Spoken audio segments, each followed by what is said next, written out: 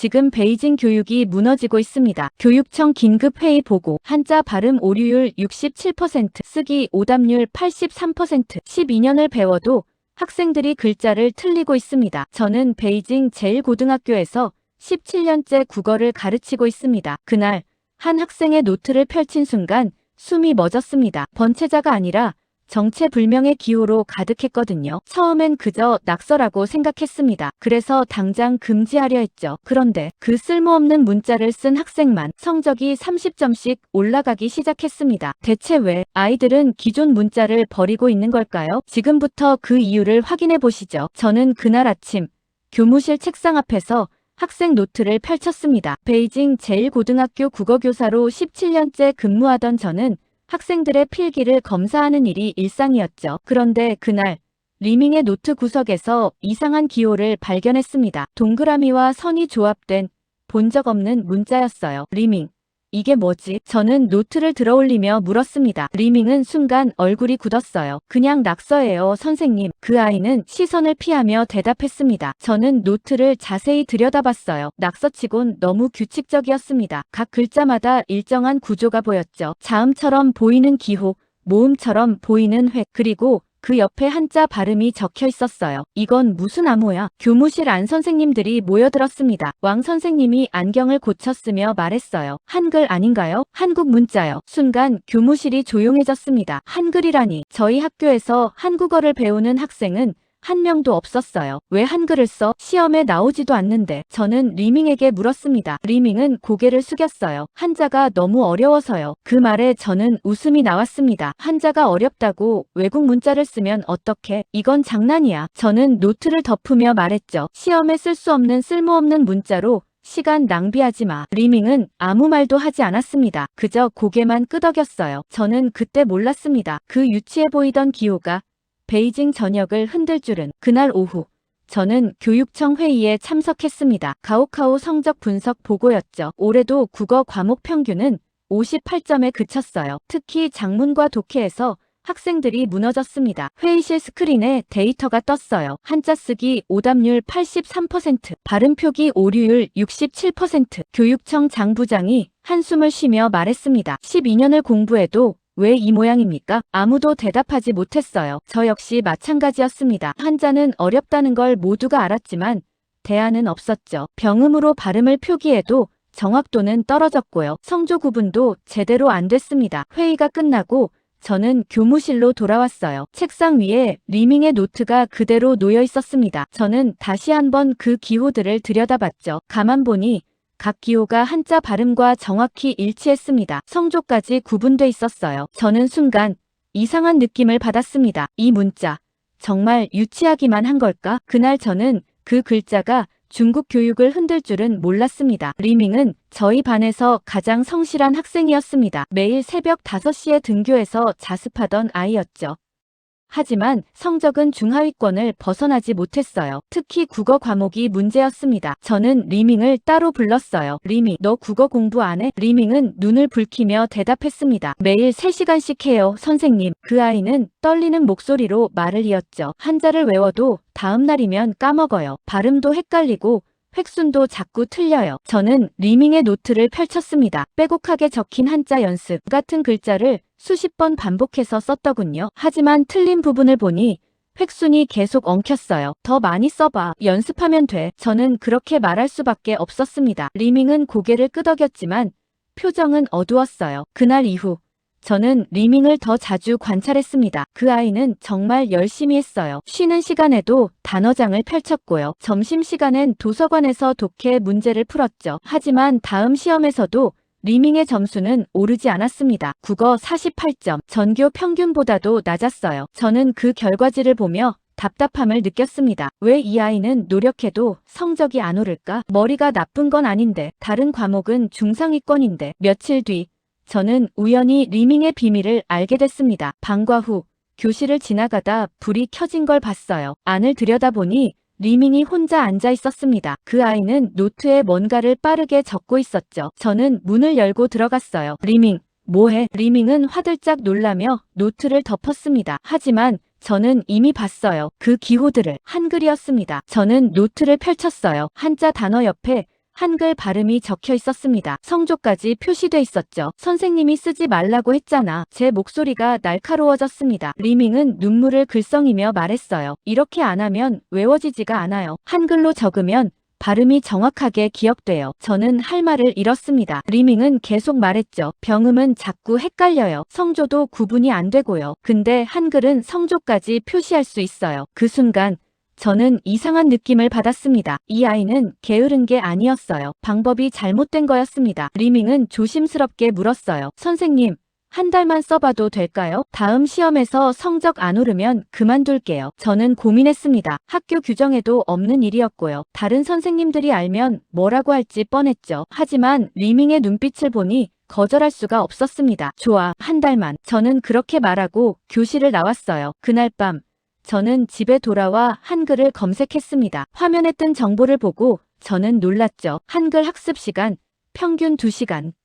문맹 퇴치율 세계 최고 수준, 발음 정확도 99% 이상. 저는 모니터를 멍하니 바라봤습니다. 한 달이 지났습니다. 중간고사 결과가 나왔어요. 저는 성적표를 확인하다가 멈칫했습니다. 리밍, 국어 78점, 30점이 올랐어요. 저는 눈을 의심했죠. 다시 봐도 78점이었습니다. 특히 발음 표기 문제에서 거의 만점을 받았어요. 저는 리밍을 불렀습니다. 리밍, 어떻게 한 거야? 리밍은 환하게 웃으며 대답했어요. 한글로 정리했어요, 선생님. 그 아이는 노트를 꺼내 보여줬습니다. 모든 한자 옆에 한글 발음이 적혀 있었죠. 성조는 숫자로 표시했고요. 리밍이 말했어요. 한 번 외우면 절대 안 까먹어요. 발음도 정확하게 떠올라요. 저는 노트를 넘기며 물었습니다. 다른 애들은 몰라. 리밍은 잠시 망설이다 말했어요. 사실 몇 명이 물어봤어요. 샤오밍이랑 웨이, 그리고 징. 저는 가슴이 철렁했습니다. 이미 퍼지고 있었던 거예요. 다음 날 저는 샤오밍의 노트를 확인했습니다. 역시나 한글이 가득했어요. 웨이와 징도 마찬가지였죠. 저는 새 학생을 따로 불렀습니다. 너희도 한글 쓰고 있구나. 샤오밍이 조심스럽게 대답했어요. 리밍이 가르쳐줬어요, 선생님. 1시간 만에 배웠어요. 징이 거들었습니다. 저도 발음이 정확해졌어요. 병음보다 훨씬 쉬워요. 저는 복잡한 심경이었습니다. 효과는 분명했어요. 하지만 이게 맞는 걸까? 중국 학생들이 한글로 중국어를 배우다니. 일주일 뒤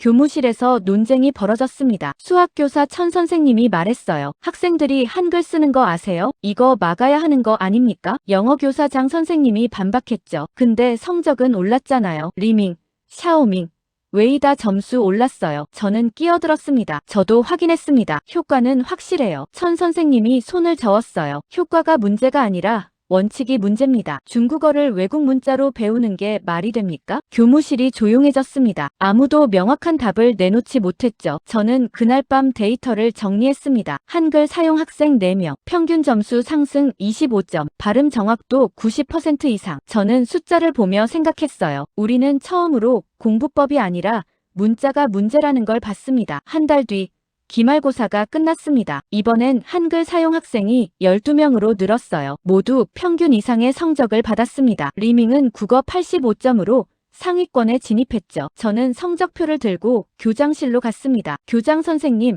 이거 보셔야 합니다. 교장은 안경을 쓰고 성적표를 살폈어요. 이 학생들 공통점이 뭔가? 저는 조심스럽게 대답했습니다. 한글을 사용했습니다. 교장의 표정이 굳었어요. 한글, 한국 문자. 저는 고개를 끄덕였죠. 교장은 성적표를 내려놓으며 말했습니다. 이건 심각한 문제야. 학부모들이 알면 난리 날 거야. 저는 반박했어요. 하지만 성적은 분명히 올랐습니다. 교장이 창밖을 보며 말했죠. 자네는 숫자만 보고 있네. 나는 파장을 보고 있어. 저는 그 말의 의미를 곧 알게 됐습니다. 학생들 사이에서 한글이 빠르게 퍼지기 시작했거든요. 소문은 SNS를 타고 번졌습니다. 베이징 제1고 학생들이 올린 게시물이었죠. 한글로 한자 외우니까 성적 올랐음 실화. 댓글이 수백 개 달렸어요. 나도 해봤는데 진짜 쉬움. 병음보다 정확함 인정. 2시간이면 배움.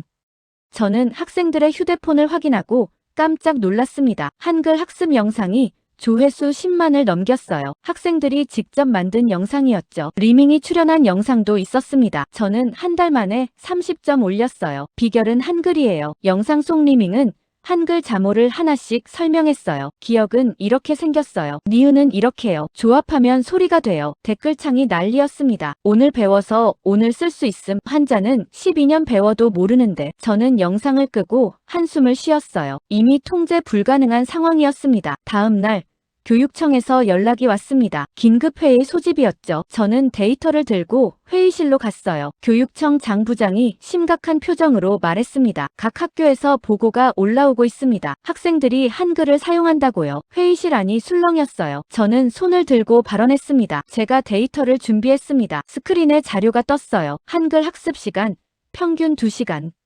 한자 학습 시간 평균 8년, 발음 정확도 비교, 한글 95%, 병음 67%. 회의실이 조용해졌습니다. 장 부장이 물었어요. 2시간이면 정말 배울 수 있나?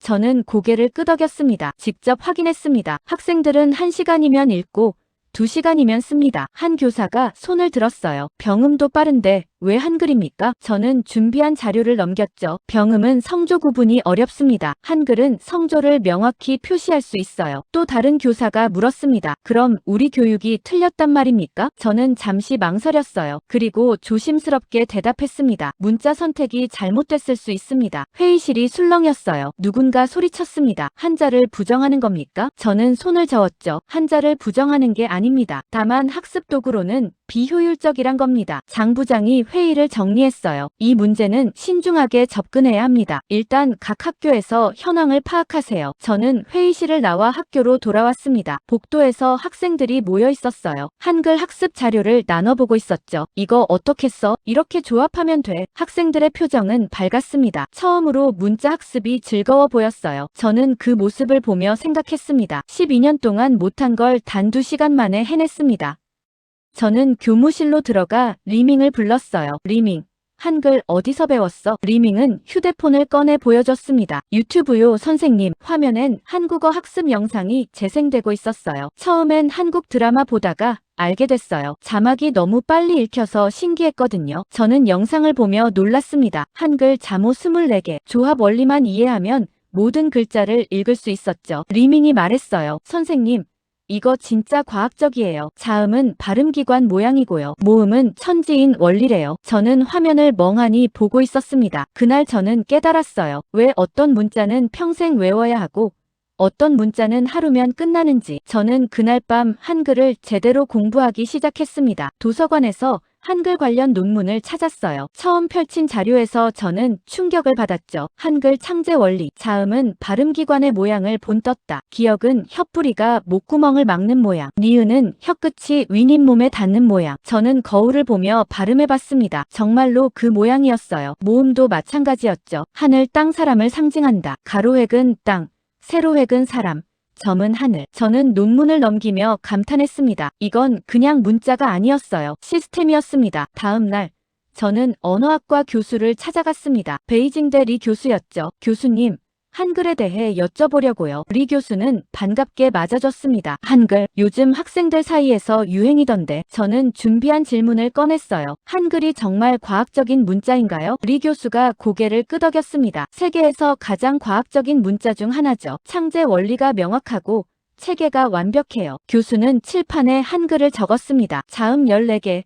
모음 10개. 이걸로 모든 소리를 표현할 수 있어요. 조합형 구조라 확장도 무한대죠. 저는 물었습니다. 한자와 비교하면 어떻습니까? 리 교수가 잠시 생각하더니 말했어요. 한자는 표의 문자입니다. 각 글자가 의미를 가지죠. 하지만 발음 표기론 한계가 명확해요. 교수는 예시를 들었습니다. 같은 발음인데 성조가 다른 글자. 이걸 한자로는 구분 못해요. 하지만 한글은 성조까지 표시 가능하죠. 저는 고개를 끄덕였습니다. 리 교수가 덧붙였어요. 사실 중국도 병음 만들 때 고민 많았어요. 로마자 기반이라 중국어랑 안 맞거든요. 한글 구조를 참고하자는 의견도 있었죠. 저는 놀라서 물었습니다. 정말입니까? 리 교수가 웃으며 대답했어요. 하지만 정치적 이유로 무산됐죠. 외국 문자 쓸 순 없다고요. 저는 연구실을 나와 캠퍼스를 걸었습니다. 머릿속이 복잡했어요. 한글은 외국 문자가 맞았습니다. 하지만 동시에 가장 효율적인 문자였죠. 저는 벤치에 앉아 생각했습니다. 우리는 더 나은 도구가 있는데도 전통만 고집하고 있는 건 아닐까? 일주일 뒤 저는 교육청 세미나에서 발표했습니다. 주제는 한글의 언어학적 가치였죠. 회의실엔 교사 50명이 모였어요. 저는 준비한 자료를 펼쳤습니다. 한글은 1443년 창제됐습니다. 창제자는 조선의 세종대왕이고요. 목적은 명확했어요. 문맹 퇴치. 스크린에 자료가 떴습니다. 한글 창제 당시 문맹률 90% 이상. 한글 보급 후 50년 만에 30%로 감소. 현재 한국 문맹률 1% 미만. 회의실이 조용해졌어요. 저는 계속 설명했습니다. 한글은 배우기 쉽게 설계됐어요. 자음은 발음기관 모양, 모음은 천지인 원리. 조합하면 모든 소리 표현 가능. 한 교사가 손을 들었습니다. 그럼 한자보다 우월하단 말입니까? 저는 조심스럽게 대답했어요. 우월하다기보다 목적이 다릅니다. 한자는 의미 전달에 강하고요. 한글은 발음 표기에 강해요. 또 다른 교사가 물었죠. 그럼 왜 우리가 한글을 써야 합니까? 저는 데이터를 보여줬습니다. 한자 학습 시간 대비 효율성입니다. 학생들은 2시간이면 한글을 배워요. 하지만 한자는 12년 배워도 완성 못해요. 회의실이 술렁였습니다. 저는 마지막 슬라이드를 띄웠어요. 한글은 문자라기보다 이미 설계된 시스템이었습니다. 발표가 끝나고 질문이 쏟아졌습니다. 중국 정체성은 어떡하죠? 학부모 반발은 교육부가 허락할까요? 저는 하나씩 답했지만 명확한 해답은 없었어요. 다만 한 가지는 확실했습니다. 우리는 왜 더 어려운 시스템을 계속 유지하고 있는 걸까? 세미나 이후 한글 사용이 급증했습니다. 베이징뿐 아니라 상하이, 광저우까지 퍼졌어요. 학생들은 SNS로 학습법을 공유했죠. 한글 2시간 완성 가이드. 한자 발음 한글로 정리하는 법. 조회수는 수십만을 넘었습니다. 저는 매일 새로운 보고를 받았어요. 베이징 제1고 한글 사용 학생 120명, 제2고 80명, 제3고 95명, 전체 고등학생의 15%였죠. 교무실에서 회의가 열렸습니다. 교장이 심각한 표정으로 말했어요. 이제 학부모들이 알기 시작했습니다. 항해 전화가 매일 옵니다. 천 선생님이 말했죠. 당연하지 않습니까? 중국 학생이 한국 문자 쓰는 게 말이 됩니까? 하지만 장 선생님은 반박했습니다. 성적은 올랐잖아요. 학부모들도 그건 인정해요. 교장이 손을 들어 제지했어요. 문제는 여론입니다. 언론에서 이미 취재 요청이 들어왔어요. 저는 가슴이 철렁했습니다. 언론이 개입하면 정치 문제가 되는 거였죠. 다음 날 신문 일면에 기사가 났습니다. 중국 학생들 한글로 중국어 배운다. 부제는 더 자극적이었어요. 문화 정체성 위기인가? 교육 혁신인가? 기사는 양쪽 의견을 다뤘습니다. 찬성 측 학부모 인터뷰. 아이 성적이 30점 올랐어요. 한글 덕분이에요. 반대 측 학부모 인터뷰. 중국 문화를 버리는 거예요. 이건 문화 침략입니다. 저는 신문을 보며 한숨을 쉬었어요. 예상했던 반응이었습니다. 오후에 교육청에서 긴급 소집 명령이 떨어졌어요. 저는 교장과 함께 회의실로 갔습니다. 교육청 장 부장이 엄숙하게 말했어요. 상부에서 지시가 내려왔습니다. 한글 사용을 금지하라고요. 회의실이 술렁였습니다. 저는 손을 들었어요. 데이터는 보셨습니까? 학생들 성적이 실제로 올랐어요. 장 부장이 고개를 저었죠. 데이터가 문제가 아닙니다. 여론이 문제예요. 한 교장이 말했습니다. 하지만 금지하면 학생들이 반발할 겁니다. 이미 효과를 본 아이들인데요. 장 부장이 단호하게 말했어요. 그래도 막아야 합니다. 각 학교에 공문 발송하겠습니다. 저는 회의실을 나와 복도에 섰습니다. 창밖으로 학생들이 보였어요. 운동장 벤치에서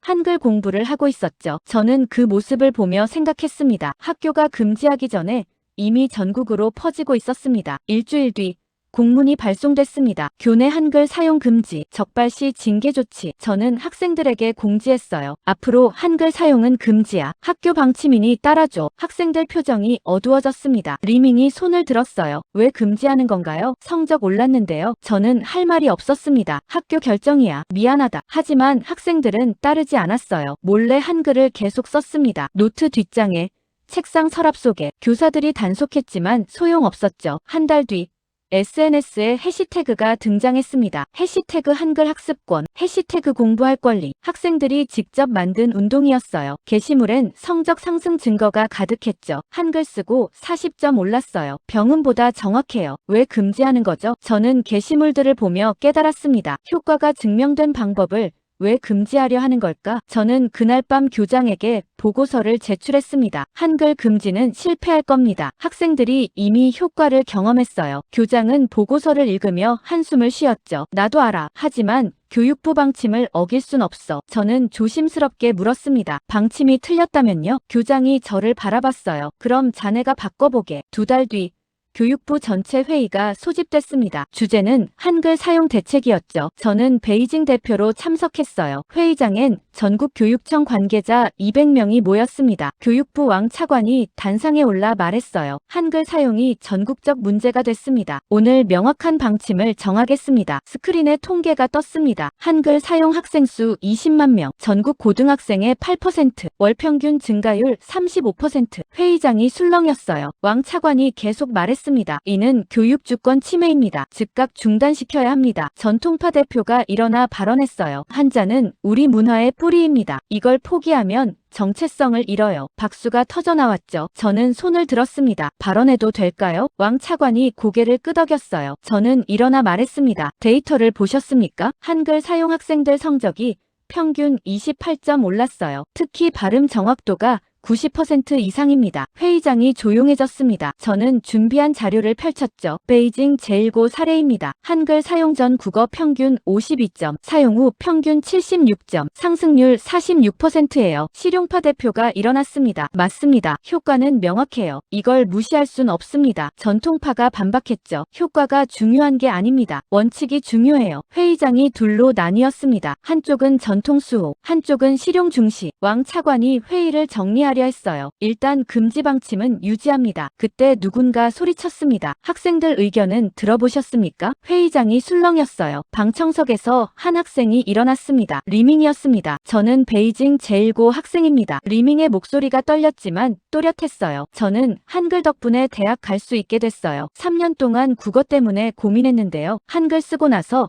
처음으로 희망이 생겼어요. 회의장이 조용해졌습니다. 리밍이 계속 말했죠. 선생님들은 원칙을 말씀하시는데요. 저희는 대학 가야 해요. 가오카오에서 떨어지면 인생이 끝나요. 리밍의 눈에 눈물이 고였습니다. 왜 효과 있는 방법을 막으시는 거죠? 저희가 뭘 잘못했나요? 회의장이 술렁였어요. 누군가 박수를 쳤습니다. 그 박수가 회의장 전체로 퍼졌죠. 왕 차관이 당황한 표정으로 말했어요. 학생은 일단 자리로 가세요. 리밍은 고개를 숙이고 앉았습니다. 저는 다시 손을 들었어요. 차관님, 데이터를 공개하겠습니다. 스크린에 자료가 떴습니다. 한글 사용 학생 vs 비사용 학생, 국어 평균 점수 76점 vs 54점, 발음 정확도 92% vs 63%, 학습 시간 일평균 1.5시간 vs 3시간. 회의장이 조용해졌어요. 숫자는 명확했습니다. 저는 마지막 슬라이드를 띄웠죠. 한글 사용이 학습 효율을 2배 높였습니다. 같은 시간에 더 많이 배우고요. 더 정확하게 기억합니다. 실용파 대표가 일어나 말했어요. 이 데이터를 무시할 순 없습니다. 학생들 미래가 걸린 문제예요. 전통파가 소리쳤죠. 그럼 한자를 포기하자는 겁니까? 저는 고개를 저었습니다. 포기가 아니라 보완입니다. 한자는 의미 전달에 쓰고요. 한글은 발음 학습에 쓰는 거예요. 회의장이 또다시 술렁였습니다. 왕 차관이 회의를 중단시켰어요. 오늘은 여기까지 하겠습니다. 재논의 후 방침 발표하겠습니다. 저는 회의장을 나왔습니다. 복도에서 리밍이 기다리고 있었어요. 선생님, 제가 너무 나갔나요? 저는 리밍의 어깨를 두드렸습니다. 잘했어, 리밍. 네 용기가 뭔가를 바꿀 거야. 그날 회의실에서 숫자가 모든 논쟁을 끝냈습니다. 3달 뒤, 교육부에서 새 방침이 발표됐습니다. 한글 보조 학습 허용. 단, 정규 교육과정은 한자 유지. 절충안이었죠. 완전한 승리는 아니었지만 금지는 풀렸습니다. 저는 교무실에서 방침문을 읽었어요. 학생들이 이제 공개적으로 한글을 쓸 수 있게 됐습니다. 리밍이 저를 찾아왔어요. 선생님, 감사합니다. 선생님 덕분에 저 대학 갈 수 있어요. 저는 고개를 저었습니다. 내가 한 게 아니야. 네가, 너희들이 한 거야. 리밍이 환하게 웃었어요. 그날 저는 새 수업을 시작했습니다. 한글 보조 수업이었죠. 주 2시간, 선택 과목. 첫 수업에 80명이 신청했어요. 저는 칠판에 한글을 적었습니다. 오늘부터 한글을 배웁니다. 이 문자는 여러분의 학습을 도울 거예요. 학생들 눈이 반짝였죠. 저는 자음부터 가르쳤습니다. 기억은 혀뿌리 모양이에요. 발음할 때 이렇게 되죠. 학생들이 따라했어요. 기억, 니은, 디귿 30분 만에 자음을 다 배웠습니다. 다음은 모음이었죠. 아는 하늘과 땅을 상징해요. 이렇게 조합합니다. 학생들은 신기해했어요. 선생님, 이거 정말 쉬워요. 벌써 읽을 수 있어요. 2시간 수업이 끝났을 때 모든 학생이 한글을 읽을 수 있었습니다. 저는 감탄했죠. 정말로 2시간이면 충분했습니다. 한 달 뒤 또 다른 변화가 생겼어요. 다른 지역에서도 한글 수업이 시작됐습니다. 상하이, 광저우, 선전, 전국 50개 학교가 참여했죠. 교육청에서 보고서가 올라왔습니다. 한글 수업 참여 학생 10만 명, 평균 성적 상승 22점, 학습 만족도 94%. 저는 데이터를 보며 생각했어요. 문제는 학생이 아니었습니다. 시스템이 문제였죠. 어느 날 교육청 장 부장이 저를 찾아왔습니다. 자네 덕분에 큰일했네. 교육부에서 연구과제 승인 났어. 한글 기반 중국어 학습법 개발. 저는 놀라서 물었어요. 정말입니까? 장 부장이 고개를 끄덕였죠. 자네가 책임자야. 3년 프로젝트고 예산도 충분해. 저는 감회가 새로웠습니다. 1년 전만 해도 상상도 못한 일이었어요. 그날 저녁 저는 리밍에게 연락했습니다. 리밍. 가오카오 점수 나왔어? 리밍의 목소리가 들렸어요. 네, 선생님. 국어 89점 받았어요. 저는 미소 지었습니다. 축하한다, 리밍. 어느 대학 갈 거야? 리밍이 대답했죠. 베이징대 언어학과요. 한글 연구하고 싶어요. 저는 가슴이 뭉클했습니다. 좋은 선택이야. 전화를 끊고 저는 창밖을 봤어요. 캠퍼스에서 학생들이 한글 공부를 하고 있었습니다. 자연스러운 풍경이 됐죠. 저는 그날 깨달았습니다. 한글은 하찮은 문자가 아니었습니다. 가장 완벽한 문자였습니다. 12년을 공부해도 완성 못하는 문자보다 이 시간이면 배우는 문자가 더 나은 겁니다. 전통도 중요하지만 학생들의 미래가 더 중요했죠. 그리고 저는 질문을 던졌습니다. 세상에서 가장 좋은 문자는 어려운 문자일까? 누구나 읽을 수 있는 문자일까? 저는 답을 알았습니다. 교육의 목적은 선발이 아니라 성장이니까요. 어려워서 소수만 쓰는 문자보다 쉬워서 모두가 쓰는 문자가 진짜 좋은 문자입니다. 한글은 그런 문자였어요. 그리고 이제 중국 학생들도 그걸 알게 됐습니다. 저는 책상 위 한글 교재를 펼쳤어요. 내일도 수업이 있습니다. 더 많은 학생들이 배우고 싶어 해요. 저는 미소 지으며 교재를 준비했습니다. 문자가 바뀌면 교육이 바뀝니다. 교육이 바뀌면 미래가 바뀌죠. 우리는 가장 쉬운 문자를 가장 늦게 알았습니다. 하지만 이제 알았으니 바꿀 수 있습니다. 오늘의 사연은 어떠셨나요? 재미와 감동이 있었다면 구독과 좋아요 부탁드립니다. 감사합니다.